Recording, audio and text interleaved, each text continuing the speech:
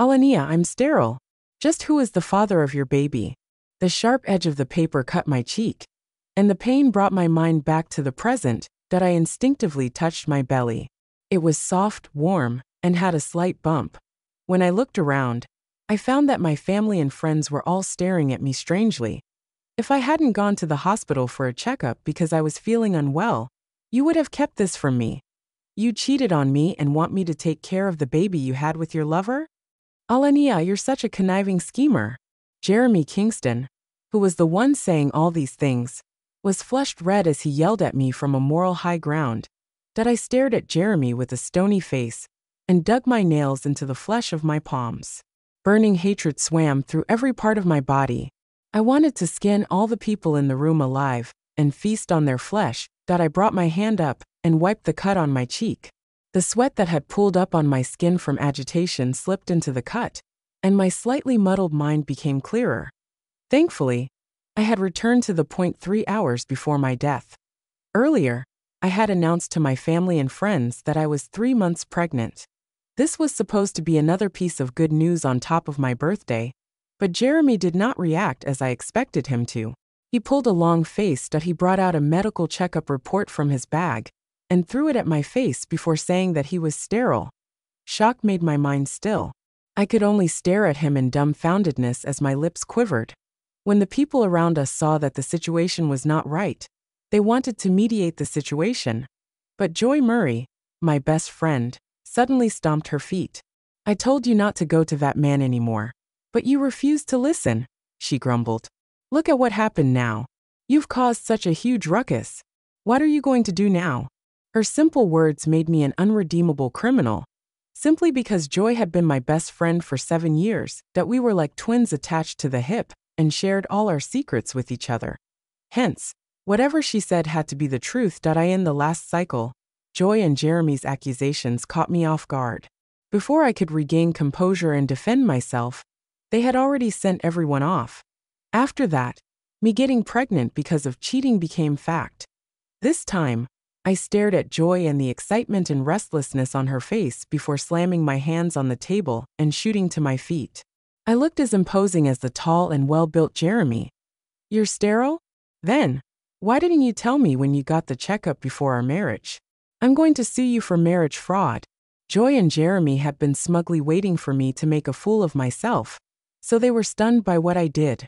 They instinctively looked at each other. I picked up the report from the floor and quickly stuffed it into my handbag while no one was looking. This was proof handed to me for free. Why should I not take it? When I tried to leave, they snapped out of their shock and tried to stop me, but I had already broken free of everyone's grasp and arrived at the door. Alania, what are you doing?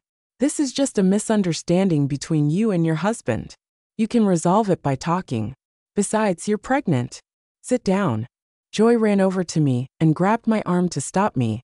With a fake smile, she pushed me back down into my seat. The other people also asked me to not be rash. I hung my head and said nothing. But my eyes were cold. I in the previous cycle, when Jeremy and Joy accused me falsely of cheating, the others were not so sincere when they asked me to not be rash.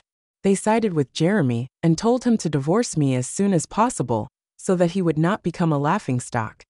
Jeremy, if you say that Alania cheated, you have to provide proof. She even gave up on inheriting her parents' wealth. If you accuse her without proof, I won't forgive you.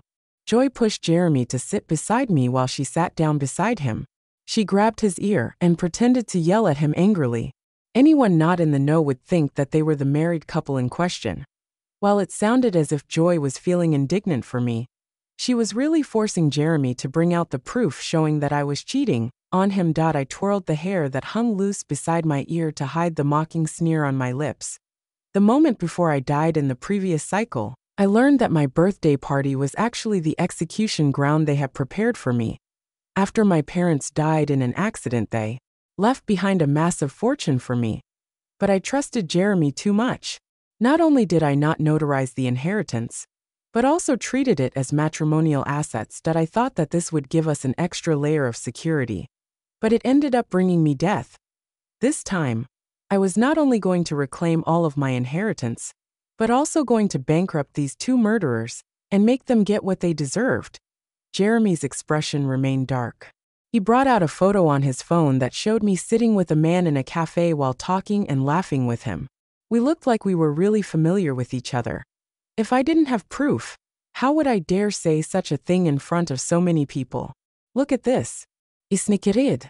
So they had actually been setting this up from that moment on. When the people heard my laughter, they were stunned. They could not understand why I would react this way. Joy, why don't you tell them what my relationship with this man is?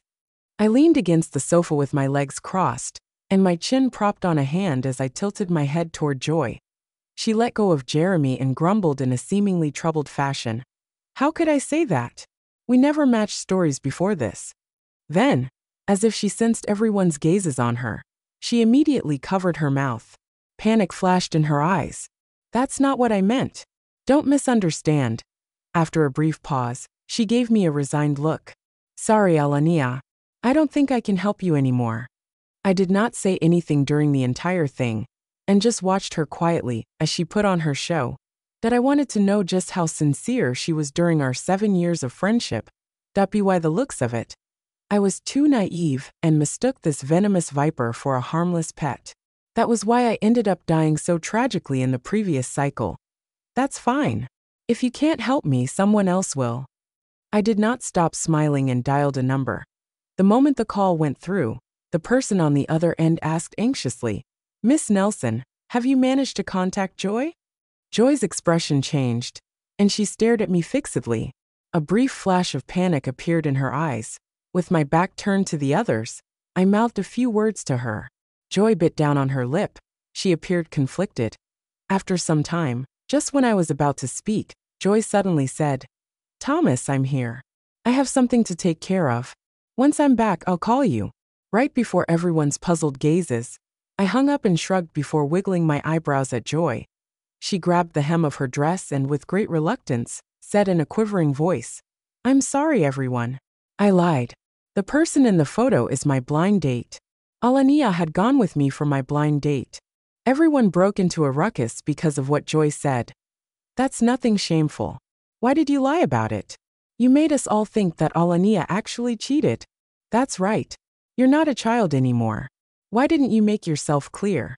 Thank goodness Alania had a clear head on her shoulders, or you would have accused her of something she didn't do. As the people criticized her, Joy's expression turned even more sour, but I smiled happily. Joy had gotten to know Thomas during a social gathering. Apparently, his family was into the gemstone business, and he was very generous with his money. But Joy knew very well that if she became part of Thomas's family,